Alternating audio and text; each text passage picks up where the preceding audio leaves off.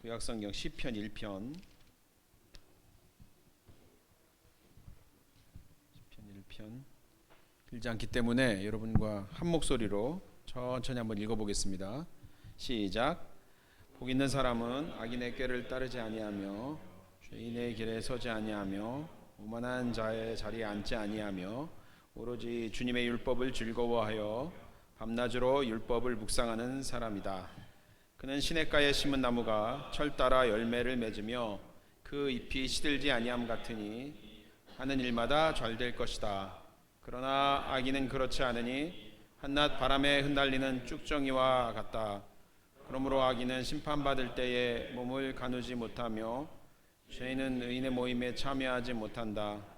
그렇다. 의인의 길은 주님께서 인정하시지만 악인의 길은 망할 것이다. 아멘. 오늘 그 설교 제목을 나는 행복한 사람이라고 그 이문세 씨의 노래 제목에서 따오긴 했는데 제가 제목을 사실은 잘 못 짓습니다.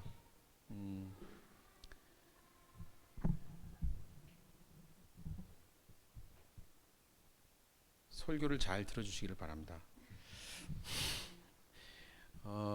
우리가 보는 세번역 성경, 우리가 읽은 세번역 성경은 이 시편 1편의 시작이 복 있는 사람은 이라는 말로 시작을 하는데, 원래 이 단어는 그 의미를 더 살려서 번역을 하면 복되도다 이런 말입니다.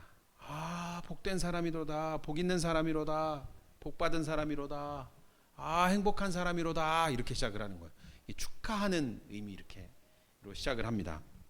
아쉬레라고 하는데, 이 단어가 이제 구약 성경 전체에서 40여 회 정도 사용이 됐는데 시편에서만 26번 사용됐다고 합니다. 그러니까 시편에서 아주 압도적으로 많이 사용이 된 거죠. 그런 거 보면은 이 시편은 인간의 어떤 그 행복에 관심이 많은 책이 아닌가 하는 생각도 들고, 시편이 그 한 인간의, 그리고 한 공동체의 고뇌와 슬픔, 절망, 사랑, 이런 것들을 처절하게 노래한 그 노래들이기 때문에 어쩌면은 참 시편에 잘 어울리는 그런 단어가 아닐까 하는 생각도 한번 해봤습니다. 이 단어를 예수님이 그 산상수훈이라고 우리가 알고 있는 그 설교에서 팔복이라는 주제를 가지고 말씀하실 때 이 단어를 사용하셨습니다. 그래서 마음이 가난한 사람은 복이 있나니라고 우리가 이제 알고 있지만, 거기도 사실은 복 있는 사람이다, 복되도다, 마음이 가난한 사람은, 이렇게 되는 구절입니다. 시편 기자는 어떤 사람이 복된 사람이고 어떤 사람이 행복한 사람이라고 했냐면, 악인의 꾀를 따르지 않고 죄인의 길에 서지 않고 오만한 자의 자리에 앉지 않는 사람이 진짜 행복하고 복된 사람이라고 그렇게 말을 했습니다. 여기서 악인, 죄인, 오만한 사람, 이거는 이제 서로 어떤 다른 의미를 가진 사람이라기보다는 하나의 대상을 가리키는 것으로 생각이 되고, 이런 사람의 꾀를 따르지 않고 이런 사람의 길에 서지 않고 이런 사람의 자리에 앉지 않는 것, 그것이 진정한 복이다, 이렇게 말을 해주고 있는 거죠. 이게 원래 의미로는 꾀를 따르지 않는다라는 말은 걷지 않는다라는 말입니다. 원래 의미로는 걷지 않고 죄인의 길에 서지 않고 오만한 자의 자리에 앉지 않고. 그러면 지금 여기에 사용된 이 동사들은 그 의미가 점점 더 강화되고 있는 거죠. 왜냐하면 서는 것은 걷는 것은 서는 것에 비하면 개선의 여지가 있죠. 고칠, 방향을 바꿀 여지가 있고, 서는 것은 앉는 것에 비하면 또 역시 개선의 여지가 있습니다. 그런데 앉아버리면 더 이상 개선의 여지가 없고, 반대로 서는 것은 걷는 것보다 더 개선의 여지가 없는 거죠. 그렇죠? 이렇게 걷다가 섰다가 그냥 완전히 앉아버리는. 그래서 어떻게 보면 여기 사용된 악인, 죄인, 오만한 자, 이것도 서로 다른 대상을 가리킨다기보다는 한 대상의 그 악함이 점점 더 강화되고 있는, 강조적으로 표현하고 있는 것으로 우리가 이해할 수 있겠습니다.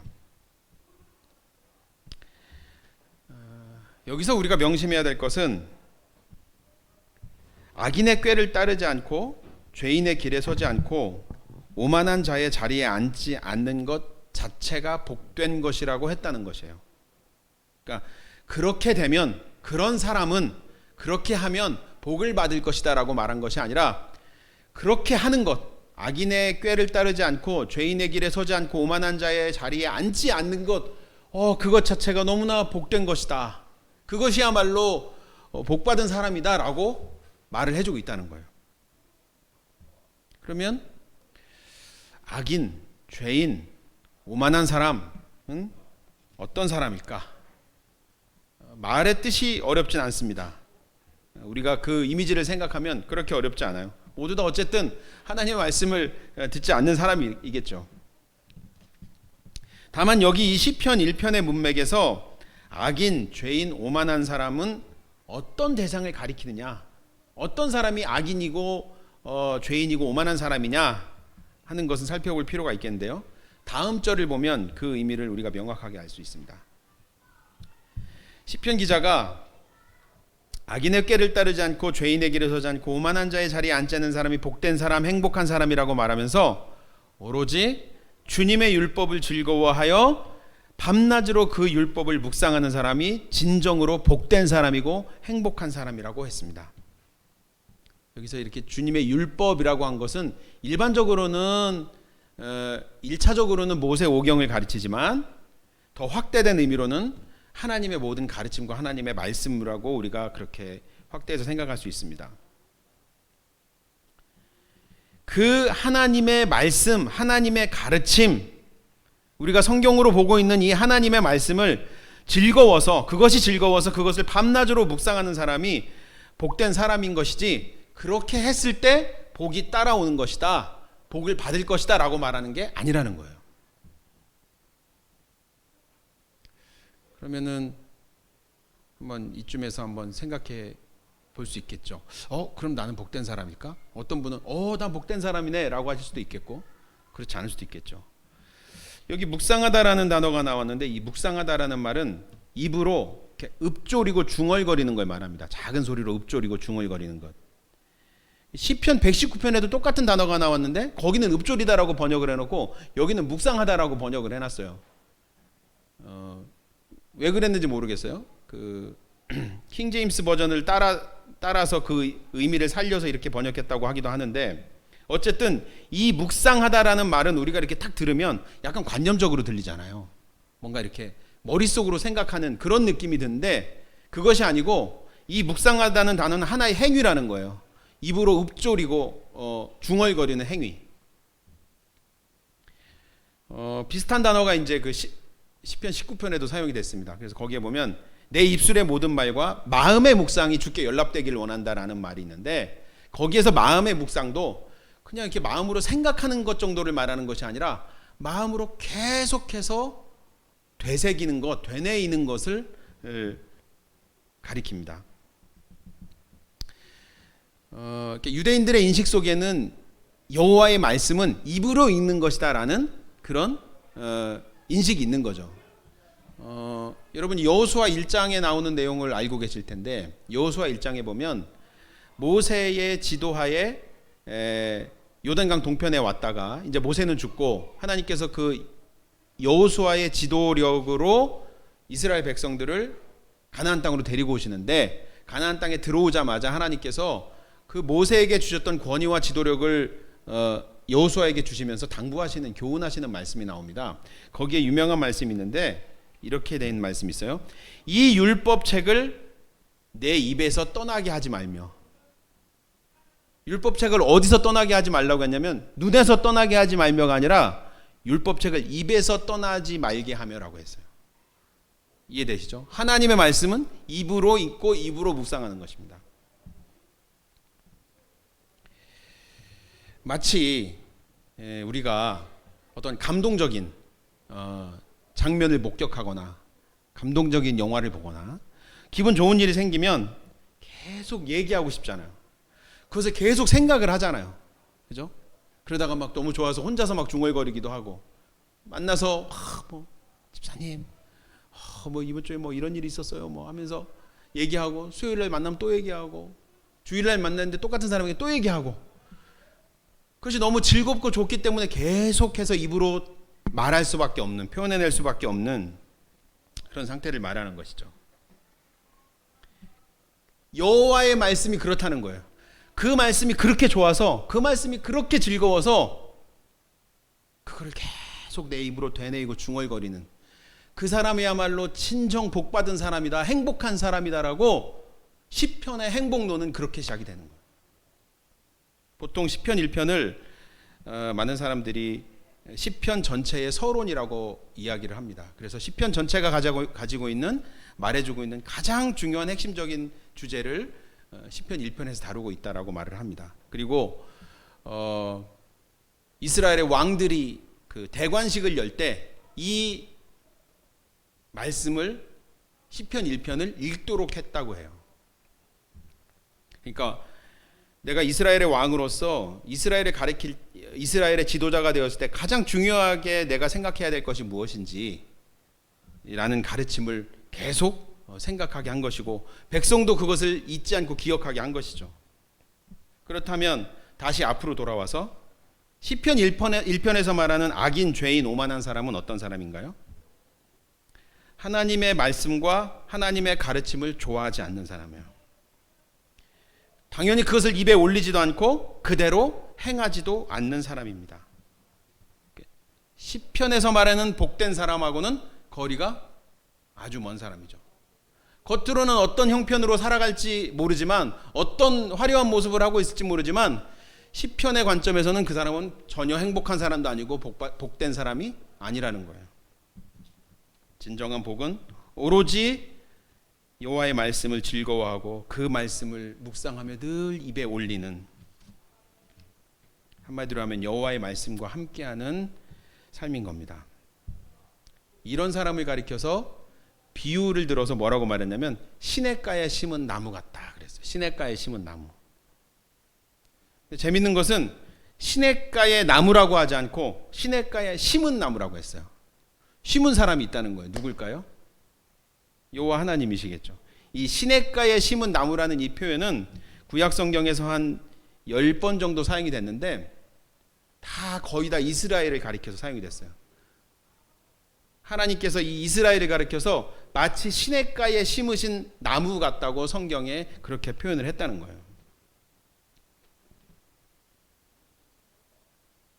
물이 잘 흐르는 시냇가에 심으신 나무처럼 철을 따라 열매를 맺고 잎사귀가 마르지 않는 푸른 나무 같다. 누가? 하나님의 말씀을 즐거워하고 묵상하는 사람이. 제가 일하는 학교에 그 조그만 연못이 있어요. 그 조그만 연못입니다. 조그만 연못인데 거기에 이제 큰 잉어들이 있어요.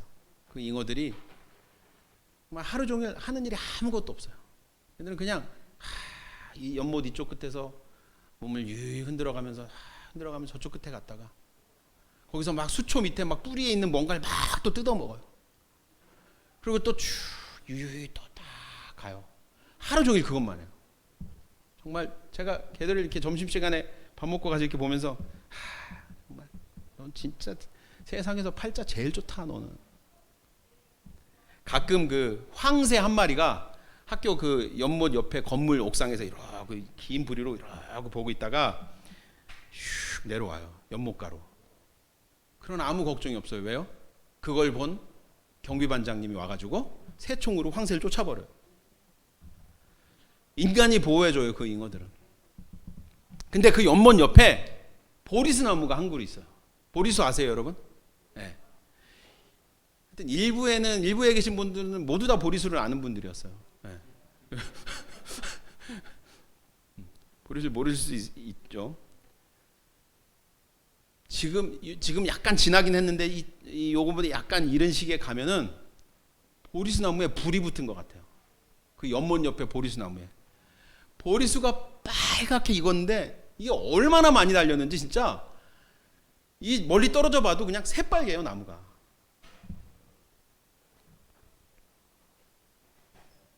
마치 연못가에 심기어져서 충분한 물을 섭취하는 그 나무처럼, 그래서 그렇게 열매를 주렁주렁 다는 결코 마를 일 없는 나무처럼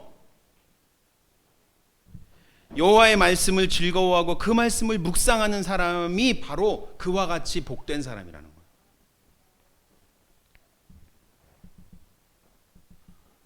하는 일마다 잘 된대요. 그런 사람은 당연하죠. 하나님의 말씀을 즐거워하고 그 말씀대로 행할 테니 그 말씀대로 행한 그 일들이야 당연히 잘 되지 않겠어요? 우리는 사실은 하나님 말씀대로 행한 적이 별로 없어요. 그래서 하는 일마다 잘 될 거라는 한 것을 경험한 적도 거의 없어요. 내 경험에 의해서 항상 이런 말씀을 드리면 의심하죠. 에이, 설마 그럴까? 경험이 없으니까요. 여기에 이 하는 일마다 잘 된다라는 이 표현은 여러분 우리가 흔히 옛날부터 알고 있는 표현으로는 뭐죠? 형통하다, 형통하다. 이 말이 어디 나오냐면 창세기 39장에 나와요. 거기 누가 나오죠? 요셉의 스토리가 39장에 시작이 되는데 요셉이 형들에게 밉보여가지고 이 형들이 미디안 장상인들에게 팔아버려요. 돈을 받고 형들이. 이 요셉이 팔려가가지고 어디로 갑니까? 애굽의 바로의 친위대장인 보디발의 집에 종으로 들어가잖아요. 근데 거기에 보면 2절에 이렇게 돼 있어요. 주님께서 요셉과 함께 계셔서 앞길이 잘 열리도록 그를 돌보셨다. 여기에 그 앞길이 잘 열리도록이 바로 오늘 우리 성경에 기록된 하는 일마다 잘 되도록 형통하도록과 같은 단어예요. 그 바로 다음 3절에 이렇게 돼 있어요. 그 주인이 누굽니까? 보디발은 주님께서 요셉과 함께 계시며 요셉이 하는 일마다 잘 되도록 주님께서 돌보신다는 것을 알았다. 하는 일마다 잘 되도록. 똑같은 단어입니다.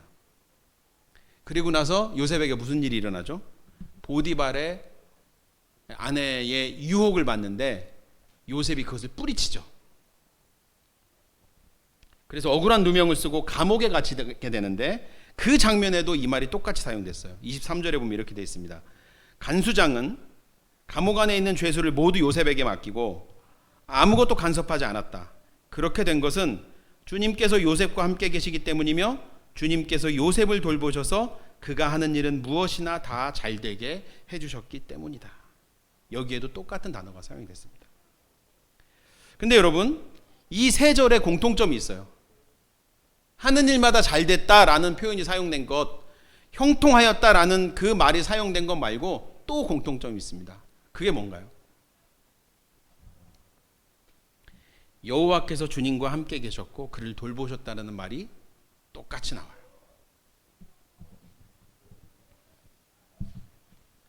여러분 한번 생각해 보세요. 요셉이 하는 일마다 잘 됐대요. 근데 당시 요셉의 상황은 어때요? 자기를 돌봐줘야 할 형들이 장사꾼들에게 돈을 받고 자기를 팔아버렸어요. 그래서 이 요셉을 잃은 야곱은 요셉이 죽은 줄 알고 수십 년을 그 뒤로 살아요. 요셉을 다시 만날 때까지 그 아들이 죽은 줄 알고 그 슬픔에 쌓여 살아요. 그렇게 해서 지금 애굽의 한 집에 종으로 와 있어요. 요셉은. 그리고 그 다음은 어디로 갔어요? 거기 또 억울한 누명을 써요. 파렴치한 남의 아내를, 자기를 믿어준 그 주인의 아내를 겁간하려고 시도한 아주 파렴치한 범인으로 몰려서, 죄인으로 몰려서 억울한 누명을 쓰고 죄인으로 가 있어요. 근데 거기서 뭐라고요? 하는 일마다 잘 됐다고 말하고 있어요.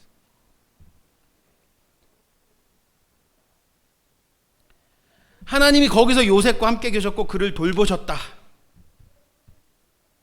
시편 1편의 표현대로 하면 그 종으로 팔린 그 상태가 정말 복받은 인간의 전형인가요? 억울한 누명을 쓰고 파렴치범으로 몰려서 감옥에 가 있는 그 상태가 시편 10편의 기자의 인식으로는 복받은 인간의 전형이라고요. 진짜 복된 인간인 거예요. 왜요? 하나님이 함께 계시니까.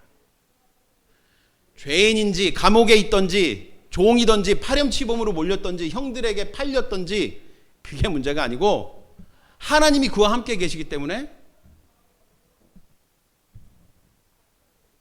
그 사람은 복된 사람, 복받은 사람이라는 거예요. 지금 이 세상에서의 형편과 처지가 중요하지 않고 그것이 누군가를 복된 사람 혹은 박복하고 저주받은 인생으로 구분하는 것이 아니고, 하나님이 늘 그와 함께 계셔서 그를 돌봐주시고, 그는 하나님의 말씀이 좋고, 그래서 그 하나님의 말씀을 늘 되뇌이고, 그래서 그 말씀대로 행하고, 그래서 그 사람은 복된 사람이라는 거예요. 그 사람이 가난하거나 돌봐줄 사람이 없거나 많이 배우지 못했거나 세상에서 전혀 주목받지 않는 일을 하는 사람이거나 전혀 상관없이 남의 집에 종살이를 하고 있건 억울한 누명을 쓰고 감옥에 갇혀 있건 하나님이 그와 함께 계시고 하나님의 말씀이 그에게 있으면 그 사람은 진정으로 복된 사람, 행복한 사람이라는 거예요. 이런 얘기 옛날에 많이 들었죠. 이건 너무나 많이 들었고 너무나 당연한 말인데, 우리의 행복론이 뭔가 이상해졌어요. 심지어는 그리스도인의 행복론까지 이상해졌어요. 우리도 예수 믿고 나서 어디 가서 인정도 좀 받고, 예수 믿고 어디 가서 조금 그래도 전문가 소리 듣고 사람들에게 좀 알려져야, 뭐가 좀 성과가 있어야, 그래야 복받은 사람이라고 인식이 되는 세상이 돼버렸어요.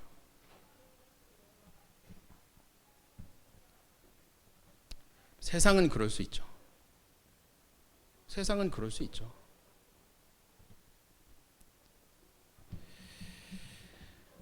눈에 넣어도 아프지 않을 내 새끼가 수술을 해야 하고, 사랑하는 어머니가 아프고 그 어머니에게 내 신장을 줘야 하고, 내 아내는 그 어머니에게 신장을 준다고 하고, 우리 엄마는 그 어머니에게 신장을 준다고 하고, 어쩌면 곧 태어날 내 아이가 건강하지 못하게 태어난다 할지라도 하나님이 함께 계시고 하나님의 말씀이 우리에게 있다면, 그것이 다른 데서는 몰라도 성경에서는, 적어도 하나님 나라에서는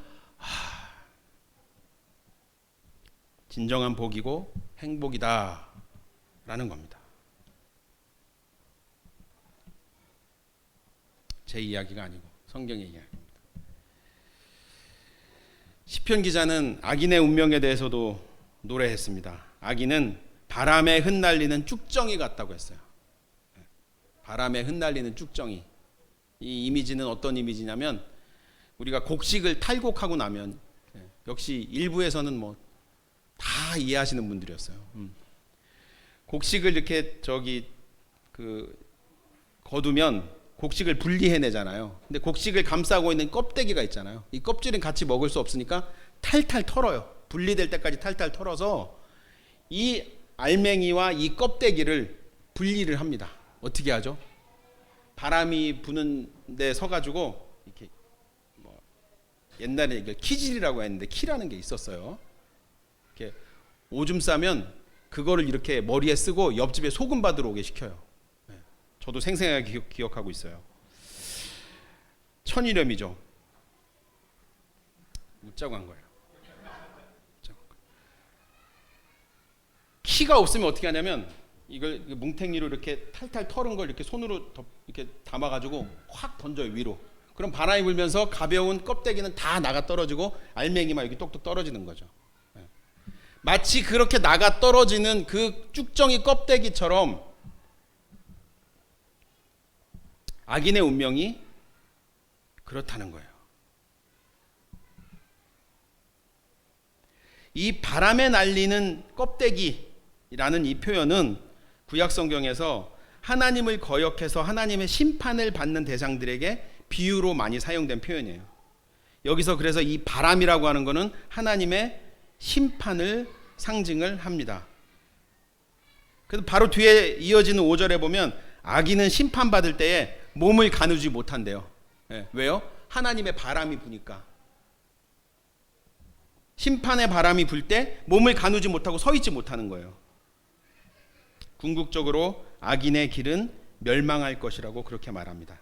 여기서 망하다는 말은 완전히 소멸되는 거예요. 소멸돼서 없어지는 것을 말하는데요. 이 이미지, 하나님의 심판의 바람이 불어서 이 악인들을 소멸시켜버리는 이 이미지는 성경 여러 곳에서 사용이 됐는데, 그중 하나가 바로 이사야서 40장 6절에서 8절에 나오는데 제가 몇 달 전에 설교하면서 이 부분을 한번 말씀을 드린 것 같아요. 거기에 이런 말씀이 있어요. 여러분이 익히 알고 계시는 모든 육체는 풀이요 그의 모든 아름다움은 들의 꽃과 같을 뿐이다. 주님께서 그 위에 입김을 부시면, 이게 입김이 바로 바람입니다. 바람을 부시면 풀은 마르고 꽃은 시든다. 풀은 마르고 꽃은 시드나 우리 하나님의 말씀은 영원히 서 있다. 바벨론에서 종살이하고 있는 당신의 백성을 하나님이 구원시켜서 해방시켜가지고 데리고 나오시는 장면을 묘사한 부분이에요. 여기서 풀이라고 말한 그 모든 육체는 일반적인 사람을 가리키는 것이 아니고, 이 말씀 안에서는, 이 본문 안에서는 주님의 말씀에 순종하지 않고 하나님의 구원의 역사를 그저 이렇게 보고만 있는 사람들, 거기에 참여하지 않는 사람들을 가리켜요. 이때 주님이 입김, 바람을 부셔서 그 풀과 꽃을 말린대요. 소멸시켜버리는 거예요. 시들게 만들어버리는 거예요. 그리고 구원과 심판을 약속하고 성취하신 하나님의 말씀만 남게 된다는 거예요. 말씀만 드러나게 된다는 거예요. 이 말씀을 즐거워하고 묵상한 사람들이 어떻다고요? 그 사람들이야말로 진정으로 복되고 행복한 사람들이라는 거예요. 시냇가에 심은 나무처럼 철 따라 열매를 맺는, 시들지 않는 사람들인 거죠. 이 세상에서 악한 사람들, 오만한 사람들이 잘 되는 것 같아도 하나님의 말씀을 믿는 사람들, 하나님의 말씀과 그 가르침을 좋아하여서 그 말씀을 가까이 하는 사람들은 그것이 뭐 그렇게 부러운 일이 아닙니다. 왜냐하면 그게 복이라고 생각하지 않으니까요.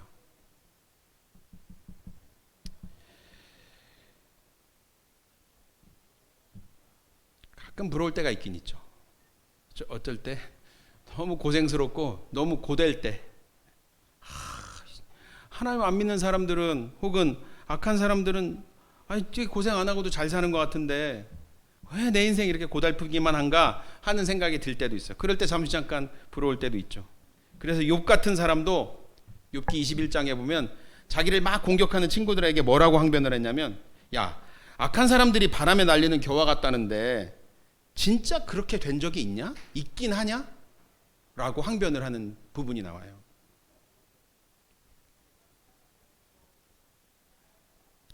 아무리 세상에서 잘 되는 것 같지만 하나님의 말씀이 그 안에 없다면, 하나님이 그와 함께 하시지 않는다면 그것은 복된 인생이 아니라고 우리는 믿죠. 그렇기 때문에 잠시 잠깐 혹시 마음이 좀 흔들릴 수는 있어도 거기에 마음을 뺏기거나 그것을 따라가지 않는 것이죠.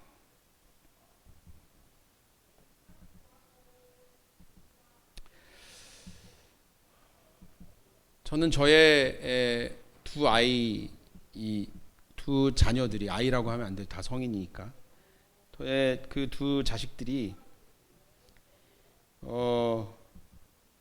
본인들이 원하는 성공하는 삶을 마침내 이뤄낸다 할지라도 하나님의 말씀을 모른 채로 살아간다면 매우 슬플 것 같습니다.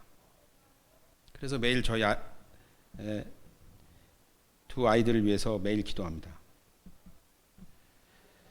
주일마다 교회에서 만나는 우리의 자녀들, 우리의 아이들, 우리 청소년들, 이 아이들이 그냥 교회만 왔다 갔다 하는 게 아니라, 부모님 손에 이끌려서 왔다 갔다 하는 게 아니라 정말 하나님의 말씀을 잘 배웠으면 좋겠어요. 물론 그 1차적인 의무와 책임은 부모님들에게 있죠. 가정에서 말씀을 잘 배우지 않는데 교회에서 말씀을 잘 배우리라고 기대하는 것은 정 안 돼서 기대는 할 수 있겠으나 그건 순서가 잘못된 얘기고요.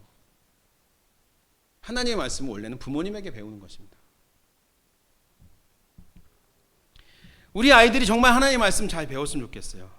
이 아이들의 입에서 하나님의 말씀이 나오고 마음속에 그 하나님의 말씀이 심겨져 있어서 아이들이 자라면서 어느새 인생에 호된 경험을 하고 경당 속에 휩싸였을 때 자기가 엄마 아버지에게, 우리 엄마 아빠에게 들은 그 하나님의 말씀이, 그 몸에 들어가 있던 그 내 머리와 마음에 심겨졌던 그 하나님의 말씀이 어느 순간 자연스럽게 나와서 그 역경과 고난을 견뎌내고 버텨내고 벗어나고 지나가고 그렇게 살았으면 좋겠어요.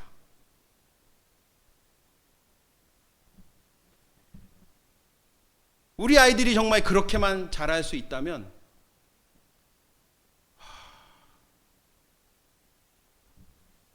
정말 그것보다 뭘 바랄까요?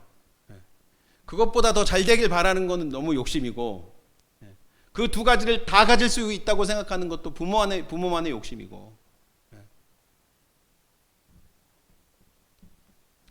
여러분과 제가 하나님의 말씀을 즐거워하고 그 말씀을 가까이하고 교제할 때마다 이번 한 주간 내 삶 속에서 하나님께 들은 말씀, 내가 아침이 됐건 저녁이 됐건 하나님의 말씀을 펴놓고 앉아가지고 그 하나님께 들은 말씀을 나누는 일이 익숙해지고 편안해지고 자연스러워지기를 바랍니다. 우리가 살아가고 있는 이 세상에 이슈들이 많이 있죠. 그 이슈에 대한 토론도 좋고 또 전문가적인 어떤 식견도 좋고 삶을 나누는 것도 좋지만 사실은 그건 교회가 아니어도 얼마든지 할 수 있는 일입니다.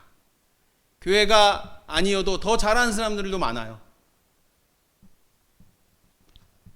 하지만 하나님의 말씀을 나누는 일은 교회가 아니면, 믿음의 형제들이 아니면 할 수 없는 겁니다. 여기에서만 할 수 있고 우리만 할 수 있는 일이에요. 왜요? 하나님 말씀을 좋아하지 않으니까요. 세상은 하나님 말씀을 좋아하지 않습니다. 책 읽는 모임도 좋지만 교우들끼리 성경 읽기 모임 좀 했으면 좋겠습니다. 제가 이런 말을 하고 이런 설교를 준비하면서 이런 말을 제가 준비를 하면서 너무 이상하다는 생각을 했어요.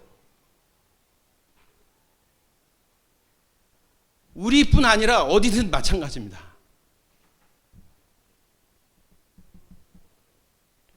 너무 자연스럽고 교회에서는 너무 자연스럽게 볼 수 있는 일인데 왜 우리에겐 어색하고 저만 어색할까요?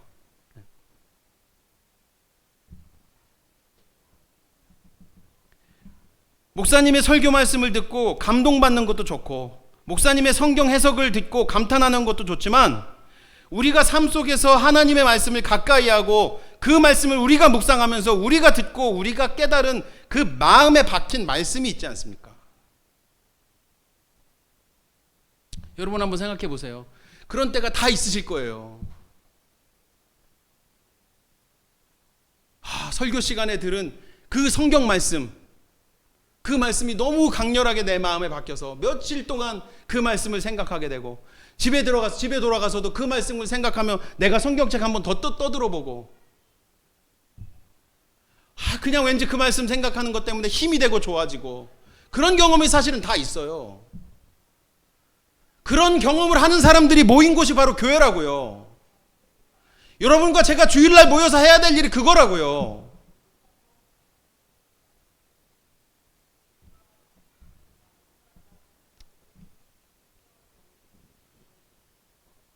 내가 너무 힘이 없고 지치고 바빠서 내가 못했으면 내가 주일날 만난 내 형제들 혹은 우리 목사님 거기서 들리는 그 하나님의 말씀이라도 듣고 그 말씀에 붙들려서 살아가는 것. 시편은 그런 사람이 진짜 행복하고 복받은 사람이라고 말한다고요. 칭송을 해요. 복된 사람이로다. 진짜 복받은 사람이로다. 하나님의 말씀이 그의 마음속에 있고 그의 입에 있고. 우리가 보네포 목사님을 잘 알고 있고 우리 교회만큼 또 보네포 목사님 얘기를 많이 하는 교회도 아마 없을 겁니다.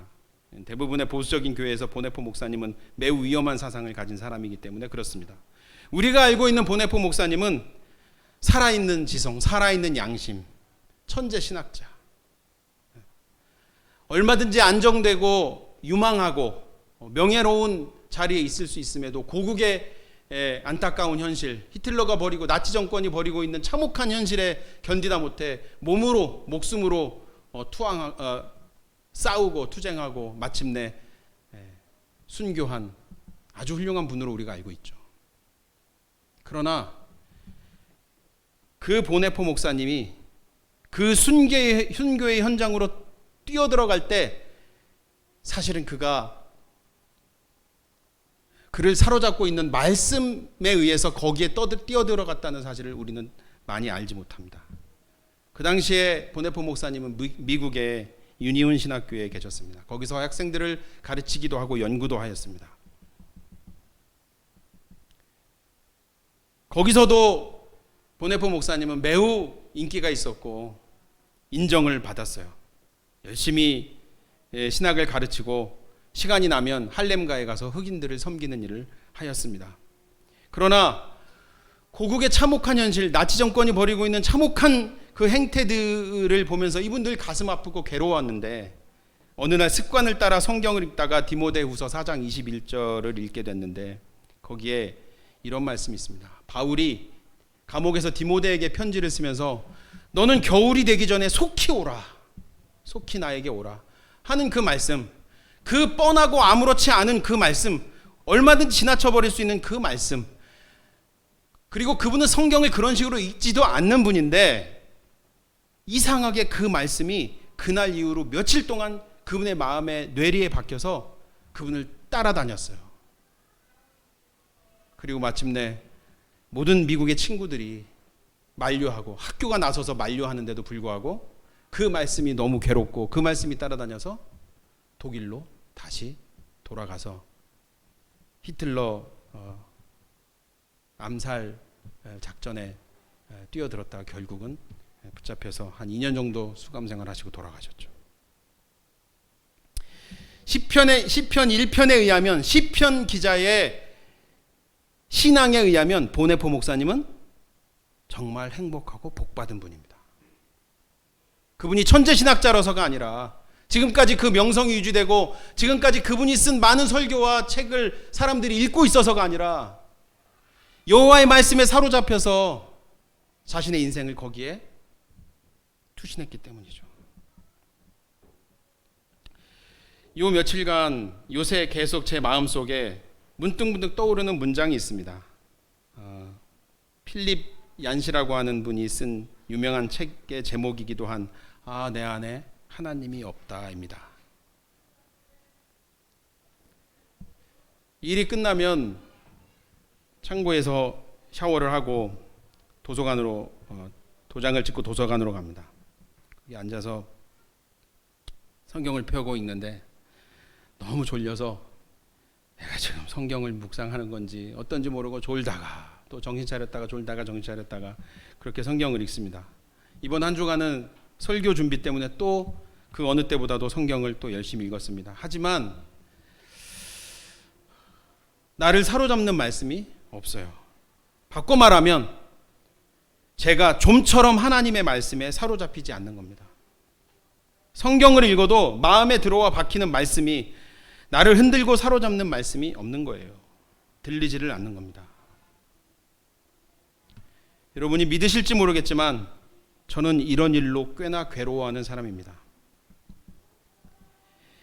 일이 고된 것도 가난한 것도 다 견딜 만한데 하나님의 말씀이 들리지 않는 이것은 너무나 괴롭습니다.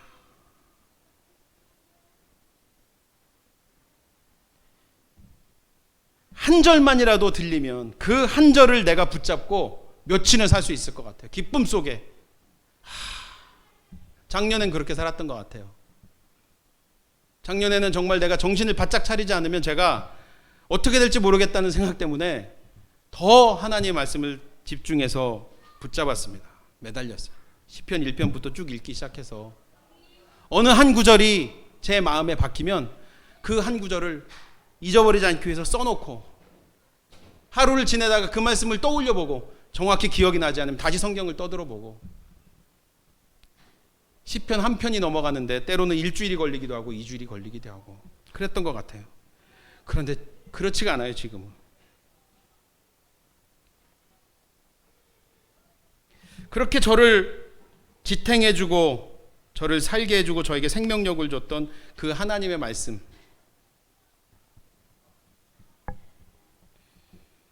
여러분은 어떠신가요? 여러분 어떠신가요?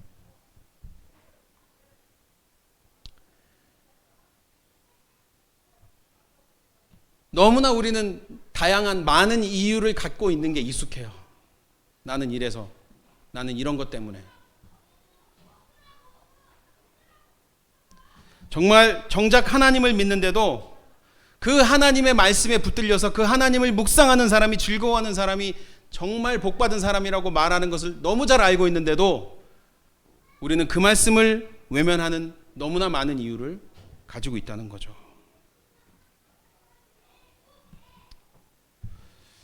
정말 우리 교회가 정말 그랬으면 좋겠어요. 사람들이 꿈이 있는 교회를 어떻게 알고 있을까? 제가 혹은 밖에 나가서 뭐 어디 교회 다니냐 그러면 어디 이름을 말하면 잘 모르는데 전난식 목사님 얘기하면 다 알아요. 많이 알아요.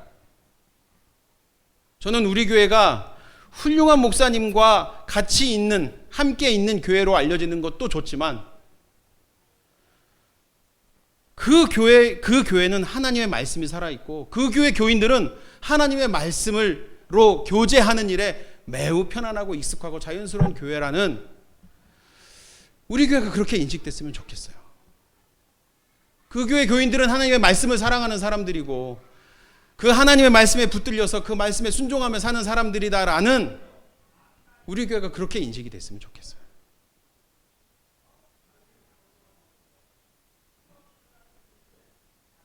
기도하겠습니다.